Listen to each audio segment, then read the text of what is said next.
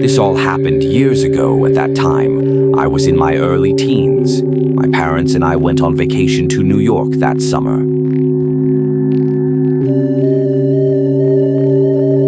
We got an Airbnb somewhere in Manhattan, and we all had a lot of fun for the first couple of days. Then one night, we decided to visit Times Square. It was obviously a very popular spot for tourists. When we got there, it was already very crowded. It was hard for me to believe that so many people could be in one spot, and it made it difficult to navigate our way around. By that time, I was old enough to have a phone because of that. They didn't really mind if I went around by myself, just as long as I gave them notice of where I was and made sure not to leave the area completely.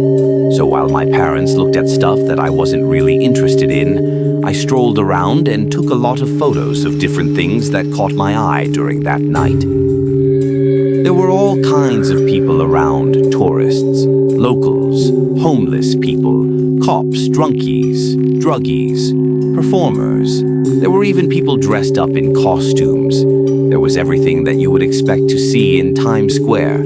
I saw a lot of interesting people, but there was one person in particular that caught my eye. It was someone dressed as Mickey Mouse.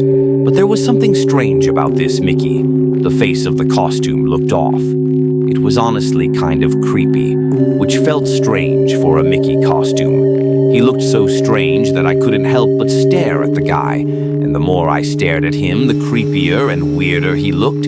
Then it got even eerier when I noticed that the guy was staring back at me out of everyone else that was there. The whole situation was so weird and freaky. I just stood in my one spot having a stare-off with Mickey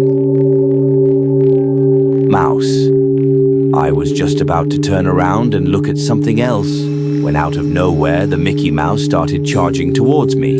Then he started screaming and yelling in my face, "Pay me for taking a picture." I tried to tell him that I hadn't done anything, but he just kept yelling and accusing me of taking a photo of him. "That'll be $20 now. Pay up." Now I started Brex. The guy was a psycho. I tried to break free from his hands, but he wouldn't let me go. He just kept telling me to pay him over and over again. After several seconds of struggling, I finally managed to break free and run off into the crowd. Everyone watched me in awe as I sprinted away from the maniac. I thought for sure that Mickey was going to chase after me, but as I looked back, he was just standing there staring at me. I somehow found my parents a few meters away, taking pictures of the skyscrapers, and I decided that I wouldn't tell them about what happened. I didn't want them to worry, so I just shook it off and pleaded with my parents to head home early. They were reluctant to go at first, but I managed to convince them, and my dad got us an Uber back to the Airbnb. I just decided to sweep the whole incident under the rug and act like it never happened later that night when everyone was asleep. I tossed and turned in my bed. I was having trouble sleeping as I kept having nightmares about the Mickey Mouse. It was still the creepiest thing that I had ever seen. Every time that I was about to fall asleep, a picture of that creepy mask would flash in my mind, and I would get startled awake then to make it all worse. I started hearing noises in my music room. I tried to just ignore them and go to sleep, but I kept hearing them more and more. I assumed that they were only creaks and wanted to just sleep it off, but it was hard not to listen to them. Then the noises got even louder. I suddenly woke up in fear and jolted up in my bed. I was sure that there was something in my room. By that point, I could feel my heart beating faster and faster as I looked around to see what could be making all of the sounds. Then I saw something in the corner of my room, masked in the darkness. It looked like the same scary-ass Mickey Mouse, standing there and staring at me like an utter creep I was. Bricks. I sat there in my bed, perfectly still, in total silence and fear. I couldn't understand how he had found me. I didn't know if I was just seeing things or if the psycho had somehow broken into the Airbnb. Then out of nowhere, the Mickey Mouse charged and grabbed me by the collar again. "Hey, me, now you have to pay me for taking my picture." I kept yelling and screaming as the Mickey began to shake me around and demand that I pay him help. "Mom, Dad, help me." The Mickey Mouse then pushed me away and ran out of my room and down the stairs. A few seconds later, my parents came all rushing in and asked me what was wrong. I quickly explained what had happened, and my dad immediately called the cops. The Mickey was gone by the time they got there, but they found him a block down the street and arrested him. It was all over after that, but it was years before I stopped having nightmares about him. I'm still traumatized by Mickey Mouse. To this day, I don't think I'll ever fully forget that night. This story was inspired by a creepy incident regarding a man dressed as Mickey Mouse that got arrested in Times Square for harassing a teen. The Mickey Mouse culprit had allegedly harassed the victim and his father for money for a photo they had never taken. The culprit name was never disclosed, but it has been mentioned that he had stalked the teen and was taken into custody after the outburst.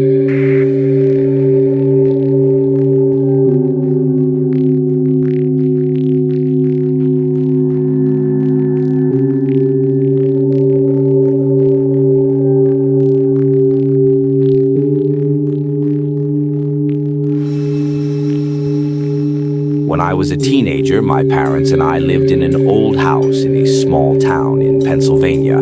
My family wasn't the wealthiest. My parents worked hard and provided everything they could. I had small luxuries like a used Xbox 360, but the one thing I wanted more than anything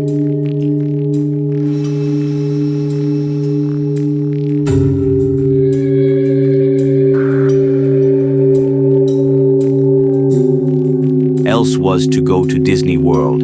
I had been obsessed with it my whole life. Unfortunately, I knew it would probably never happen because my family couldn't afford it.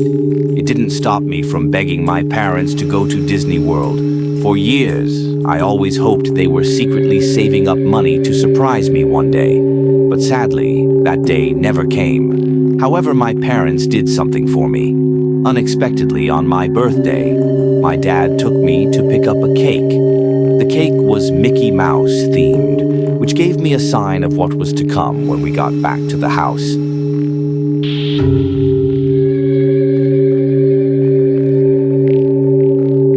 I was surprised by all my friends and family standing in the backyard. They managed to set up a whole cookout for my birthday.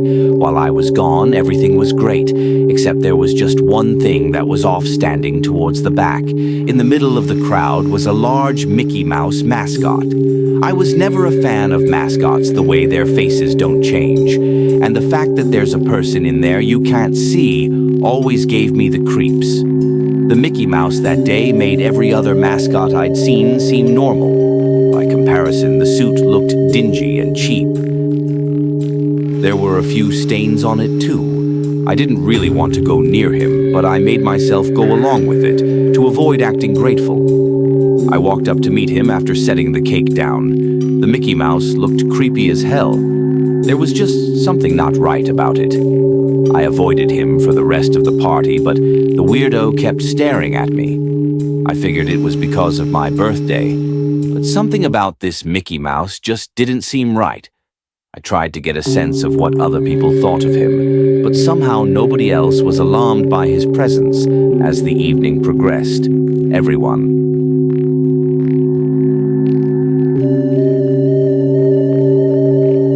Transition indoors, the adults went down to the basement where I knew they would be drinking, and the younger bunch, including my friends and cousins, sat in the living room and played video games for a while. Annoyingly, the Mickey Mouse mascot lingered near us. I can recall him just pacing around and staring more at us than the TV. I did my best to ignore him. At some point, the mascot was nowhere to be seen.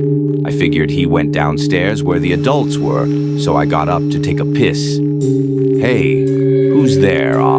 This isn't funny, guys. You made me pause my piss. Whoever's there, you're a pervert. I know it's one of you idiots if you want to see it so bad. Fine, take it all in, you little. And I'm not going to flush, 'cause it's my birthday. You got music. That what the hell? Go away, somebody help me. Mickey Mouse is looking at my pecker and watching me take a leak. Get the hell out of here, you burr that hurt. You little birthday. What the hell do you want from me? Well, first you could start by not shouting. I hope you don't mind if I use the bathroom with you. I really enjoyed your technique. Would you like to see mine? No, leave me alone. I'm calling the cops.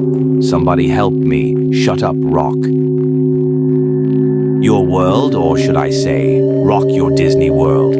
What the hell does that even mean? Allow me to demonstrate on here. Let go of me. You old ass. Stop squirming. I've been waiting to get in your birthday suit all night. Come back here. I ran down the hall, screaming for help. I went into the basement and told my parents what was happening. They were visibly drunk, so it took them a moment to process what I was saying. But when they finally got it, my dad went upstairs and confronted the mascot.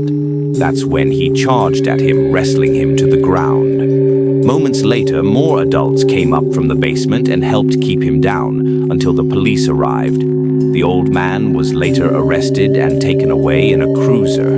It was later revealed that he was notorious for assaulting multiple victims in past parties he was hired for. I've been traumatized by Mickey Mouse ever since the story was inspired by a disturbing incident regarding a Pennsylvania man who dresses Mickey Mouse for children's birthday parties. He was accused of assaulting 5 male victims. The Delaware County District Attorney's Office announced the arrest of Michael Cripps, 43 years old, of CN, Pennsylvania. The allegations date back 7 years. Authorities were concerned the allegations were the tip of the iceberg when asked if he was guilty in the courthouse. Cripps shouted, "Nope." Whelan said Cripps ran a business called MC Parties, where he would dress his characters, such as Mickey Mouse, Elmo, and SpongeBob SquarePants. The district attorney said there was no evidence he met any of his victims through his business. However, it was alleged that Cripps targeted single or divorced moms with young boys and volunteered to babysit. Cripps would reportedly become furious if his victims refused or resisted his advances.